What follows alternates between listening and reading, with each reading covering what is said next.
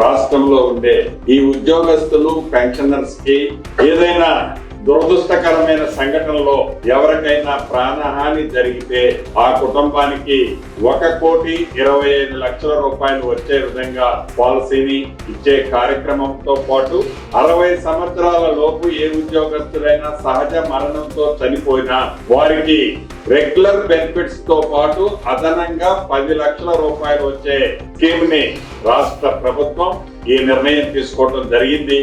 రాష్ట్రంలో ఉండే 3,56,000 మంది రెగ్యులర్ ఉద్యోగస్తులు, అదే రకంగా 2,88,000 మంది పెన్షనర్స్ వారి కుటుంబ సభ్యులకి రాష్ట్ర వ్యాప్తంగా ఉన్న 652 ఎన్పానల్ అయిన ప్రైవేట్ హాస్పిటల్స్ లో సుమారు 1998 డిసీజెస్ ఏవైతే ఉన్నాయో వాటికి డిజిటల్ హెల్త్ ఎంప్లాయీ కార్డ్ అందించడం జరుగుతుంది. మెట్రో ఫేజ్ 1 ని ఎల్ఎన్టీ నుంచి టేక్ అవుట్ చేసే కార్యక్రమాన్ని ఈ రోజు పూర్తి చేయడం జరిగింది. మార్చి 31, 2026 లోపు టేక్ అవుట్ చేయాలని కేబినెట్ ఆమోదించడం జరిగింది.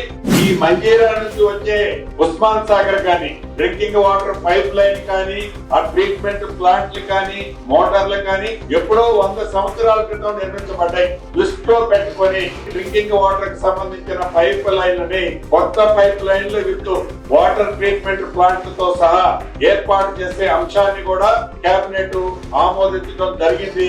హైదరాబాద్ లో జేఎన్టీయూ ఇంజనీరింగ్ కాలేజ్ కోసం 70 ఎకరాల ల్యాండ్ ని అలొకేషన్ చేయడం జరిగింది. తెలంగాణ యూనివర్సిటీకి సంబంధించిన కాలేజీని సిద్దిపేట జిల్లా ఉస్మానాబాద్ లో 36 ఎకరాలు ల్యాండ్ ని కూడా అలొకేషన్ చేయడం జరిగింది.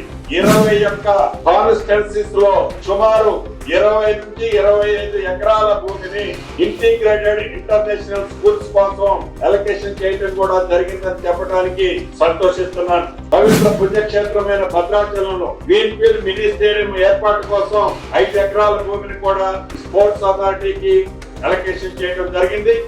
తిరుమల వెంకటేశ్వర స్వామి దేవాలయాన్ని నా సొంత జిల్లా అయిన ఖమ్మం 20 ఎకరాల భూమిని టీటీడీ వారికి అలొకేషన్ చేయడం జరిగింది. ప్రపంచ వ్యాప్తంగా డేటా సెంటర్ల కాన్సెప్ట్ వచ్చింది. ఎవరైతే డేటా సెంటర్లకు సంబంధించిన వారు 300 మెగావాట్ కు సంబంధించిన కెపాసిటీ వరకు గ్రీన్ పవర్ ని ప్రొడ్యూస్ చేసుకునే పాలసీని ఈ రోజు రాష్ట్ర కేబినెట్ ఆమోదించడం జరిగింది.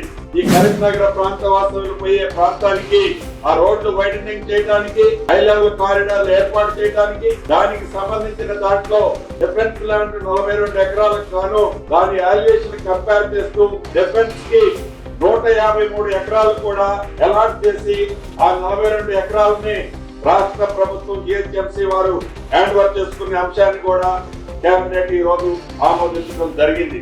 రాష్ట్ర బడ్జెట్ సమావేశాలు వచ్చే నెల మార్చి 16వ తారీఖున ప్రారంభం కానున్నాయి.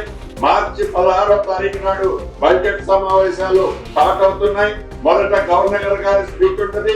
మార్చి 20వ తారీఖు నాడు బడ్జెట్ ని శాసనసభలో ప్రవేశపెట్టి తర్వాత ప్రొసీజర్ అంతా కూడా జరగడం జరుగుతుందని కూడా ఈ రోజు కేబినెట్ లో నిర్ణయం చేయడం జరిగింది.